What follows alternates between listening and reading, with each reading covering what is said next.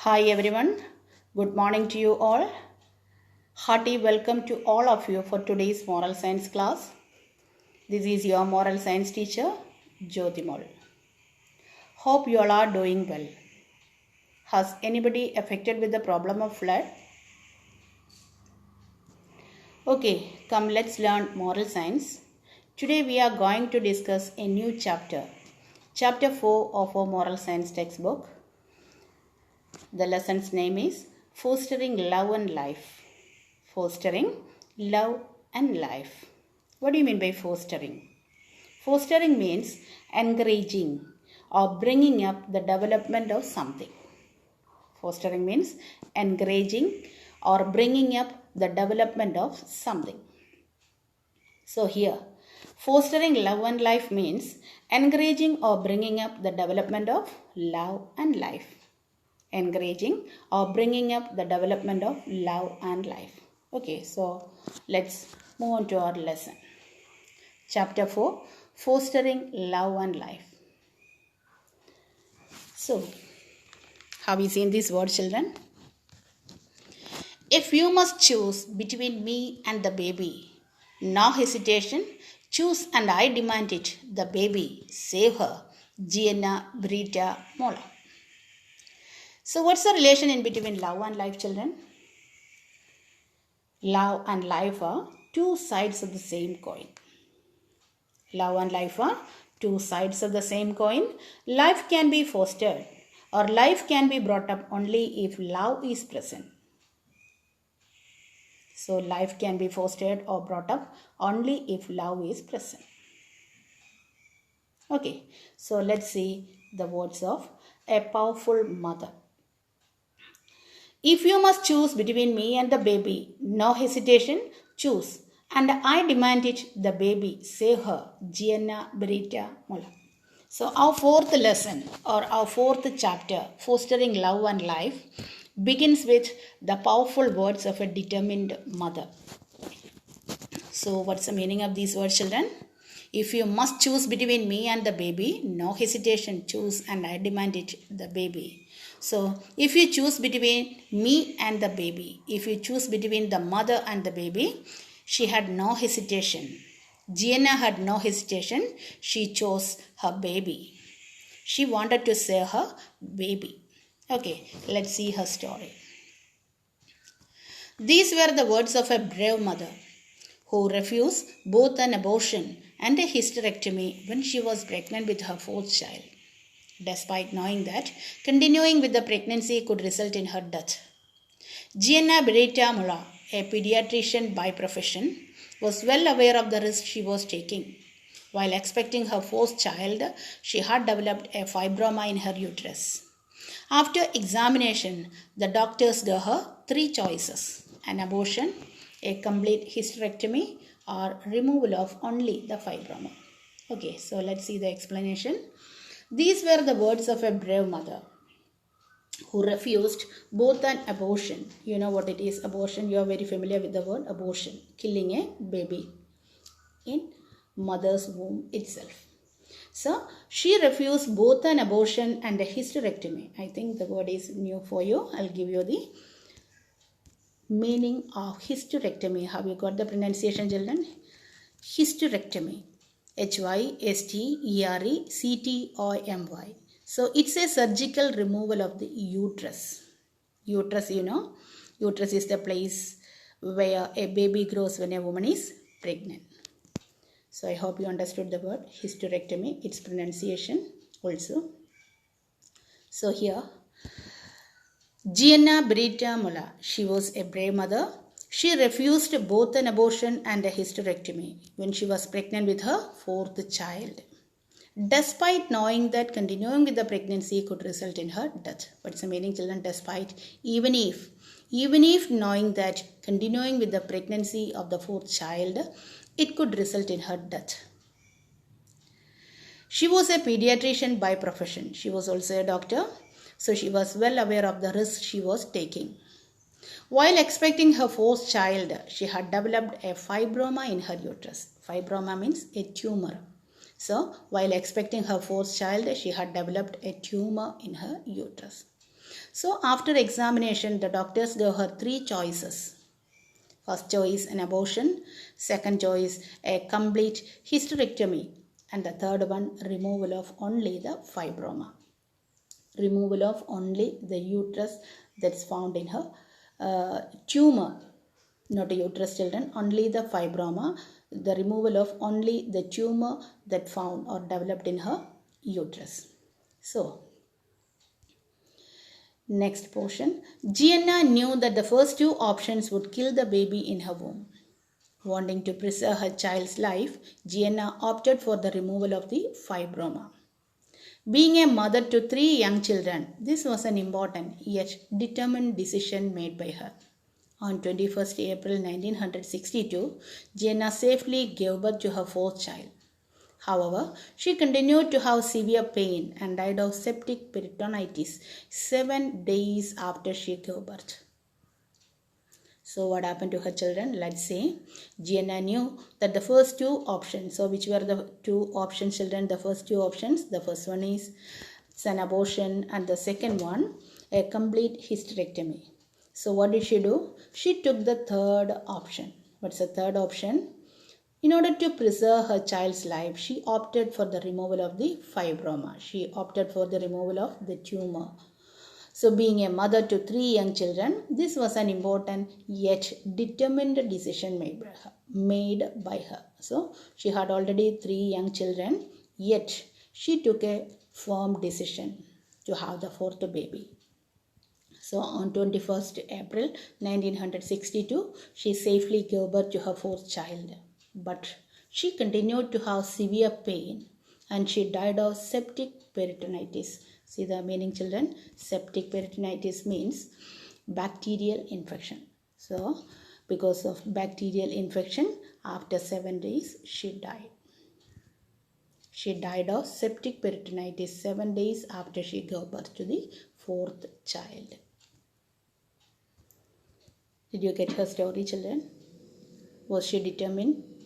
Or was it a foolish decision taken by Gianna? Think about it. Okay, so let's move to the next paragraph. In today's world, where we are constantly bombarded by news of cruelty and a total lack of respect for life, Gianna's decision may seem foolish to many, yet it does not seem foolish if we look at it through the prism of love. Gianna's love for her three living children in no way diminished her love for her fourth unborn child. Her love gave life to her fourth child. Love and life are two sides of the same coin. Life can be fostered only if love is present, while mutual respect and regard are essential to foster life. So this paragraph, it's very important, children. So this is what is the content of the lesson, or this is what is the moral value that you have to imbibe in your life. Listen, in today's world where we are constantly bombarded, what do you mean by, children, bombarded? I'll give you the meaning. Bombarded means subject to a continuous flow of questions, criticisms or information. Once again, subject to a continuous flow of questions, criticisms or information. So listen, in today's world where we are constantly means continuously hearing by the news of cruelty, by the news of total lack of respect for life. Gianna's decision may seem foolish to many people. Am I right, children? Yes, Gianna's decision may seem foolish to many people. Yet, it does not seem foolish if we look at it through the prism of love. You know what's the meaning of prism? Prism is a transparent glass or plastic. So, if we look at it through the prism of life, it does not seem foolish. What's the reason? The reason is also there. Gianna's love for her three living children in no way diminished her love for her fourth unborn child. Diminished means made less. Diminished, made less. So what's the meaning of that sentence? Gianna's love for her three living children and the love for her fourth unborn child, both of them are equal.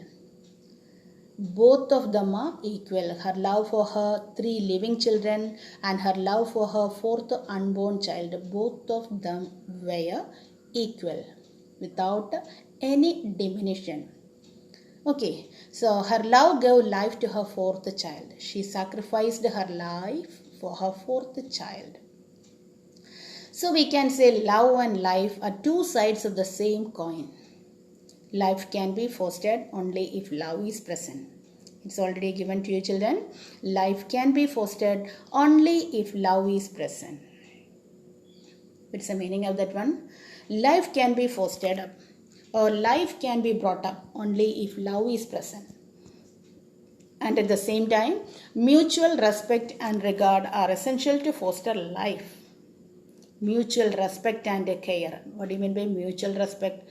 Respect each other. So, respect each other or care each other. It's essential to foster life. It's essential to bring up our life in a proper way. I hope you understood the paragraph. Let's move to the next paragraph, the last paragraph. Nearly all Indian religions advocate the preservation of life and the importance of fostering harmony and love among all human beings. Jainism, one of India's ancient religions, believes in non-violence and the need to preserve life in all living organisms, even those unseen by the naked eye. Strict devotees of this religion wear a cotton mask over their mouths so that they do not inhale any tiny insect by mistake. They also sweep the floor before they take a step so that no living organism or insect is crushed underfoot. Children, do you know how many religions are there in India? Listen. The religions of India,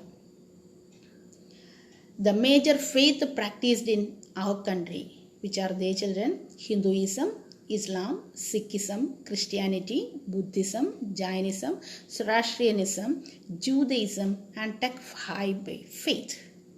Okay, so nearly all Indian religions advocate. What do you mean by advocate?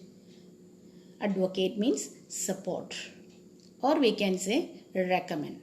So nearly all Indian religions recommend or support the preservation of life, the protection of life, and the importance of fostering harmony and love among all human beings. 2 points are there, children. First one, protect life. Second one, we have to learn the importance of fostering harmony and love among all human beings. What do you mean by harmony?